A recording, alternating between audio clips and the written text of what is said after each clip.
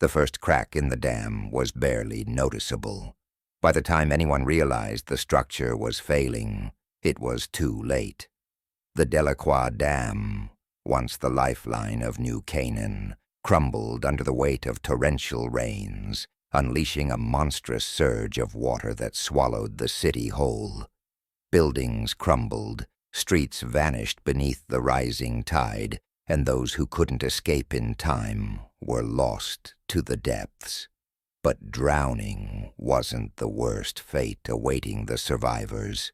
Days after the flood, the waters remained eerily stagnant, thick with debris, bodies, and something far worse.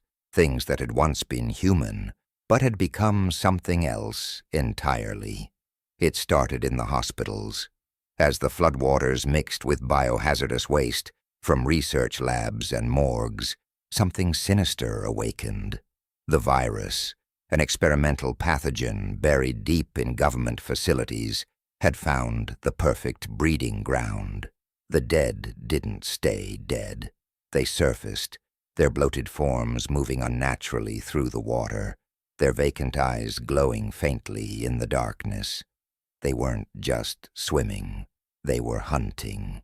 4 days after the collapse, a handful of survivors clung to life on the rooftops of the tallest buildings, still peeking above the water's surface. They had no choice but to navigate the drowned ruins in search of supplies, knowing that every ripple in the water could mean death. Among them was Jonas Carver, a former Marine who had seen combat in places where nightmares were real, but nothing had prepared him for this. His sister, Eliza, a paramedic, had been bitten while searching for medical supplies, her fever rising as the infection took hold. Then there was Harlan Beckett, an old fisherman who knew the flooded streets better than anyone. And finally, Marisol Vega, a mechanic who had turned a derelict police boat into their only means of survival. They had one chance, an emergency supply cache at the city's old Coast Guard station, rumored to have food, medicine, and maybe even weapons. But getting there meant crossing the open water, where the dead lurked just beneath the surface, unseen but never far. Jonas paddled slowly, his grip tight on a makeshift spear. The water was silent except for the occasional creak of debris shifting. Then, a splash. A pale hand broke the surface just inches from their boat, fingers clawing hungrily. Before Jonas could react, more surfaced, silent, bloated corpses moving with eerie coordination, their jaws snapping open and shut with grotesque clicks. Eliza's fevered breath was ragged behind him. "They're watching us," she whispered. Then the first one lunged. It came from beneath, its skeletal fingers dragging across the hull as it tried to overturn them. Harlan fired his shotgun, the echo shattering the eerie silence. The bullet ripped through waterlogged flesh, but the zombie didn't stop. It only slowed. More were coming, their movements disturbingly fast in the water. Marisol revved the engine. "Hold on." The boat lurched forward, slicing through the waves as the undead swarmed. Jonas stabbed one through the eye, feeling the resistance as it gurgled and sank, but they kept coming. Hands clawed at the boat's edges, and Eliza, weak from the infection, screamed as one gripped her wrist. Jonas didn't hesitate. He swung his knife, severing the fingers, then pulled her back just as the creature vanished beneath the waves. When they reached the Coast Guard station, hope flickered. Lights still glowed inside, a miracle in the drowned wasteland. But the moment they stepped onto the dock, they knew they weren't alone.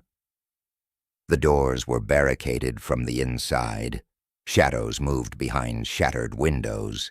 Survivors, or something worse? Jonas knocked. Silence. Then a whisper from within. "You shouldn't have come here." And behind them, the water began to churn. The dead weren't the only thing lurking in the flooded city.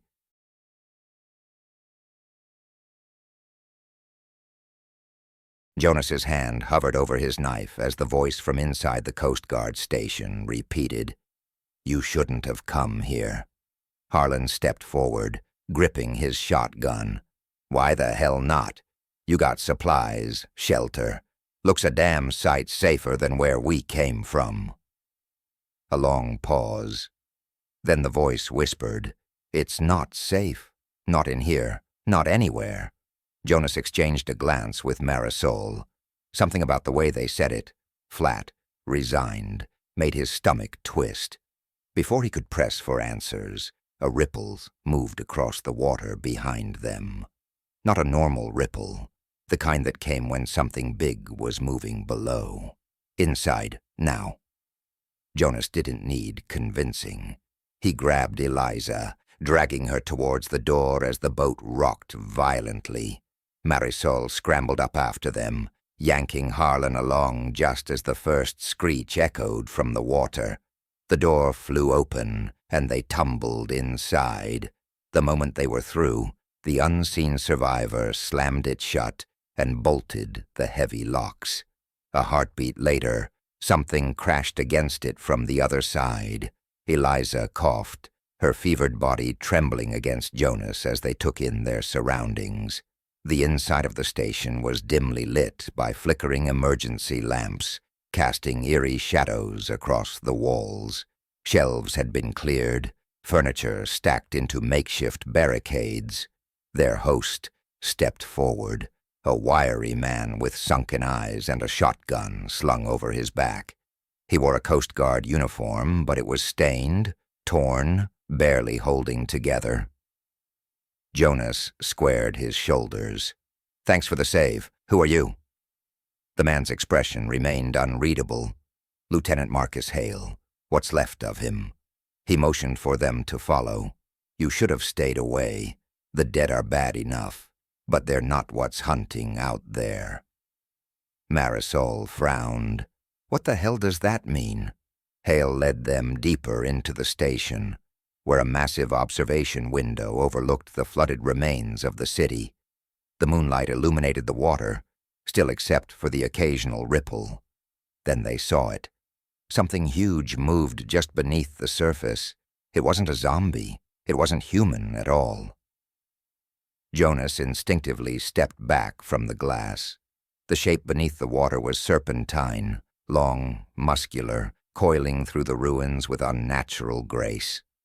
As they watched, a pale, rotting face broke the surface for just a moment before submerging again.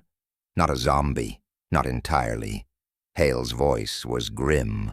"They call it the Drowned King, or at least that's what the last group of survivors called it before." He trailed off, shaking his head. Eliza's feverish breath rasped in Jonas's ear. "That thing, it's controlling them." Hale's eyes flicked to her sharply. "What did you say?" "She's sick," Jonas cut in. "She was bitten, infected." Instead of recoiling in horror, Hale just nodded, as if that confirmed something. "Then you're running out of time." He turned back to the window, where the massive creature still lurked beneath the waves. "We all are." Jonas clenched his jaw. He'd fought through hell to get here, thinking they'd finally found some kind of safety. But it was clear now, there was no safety, only the flooded city and the horrors that ruled it.